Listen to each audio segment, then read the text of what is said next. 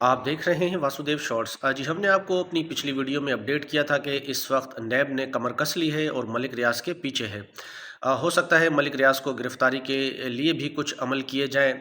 मामला ये है कि मलिक रियाज की प्रॉपर्टी जो एक प्रोजेक्ट है उन्होंने दुबई में शुरू किया है। इसमें दुबई के हुक्मरान ख़ानदान के भी लोग शामिल हैं।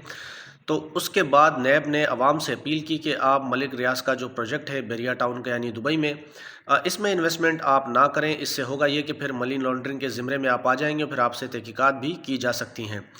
मलिक रियाज ने भी कहा कि नैब जो है वो ब्लैकमेल कर रहा है और उन्होंने कहा कि मेरे सीने में राज है, अगर मैं राज वो बता दूं तो फिर किसी को मुंह दिखाने के लिए कुछ बचेगा नहीं।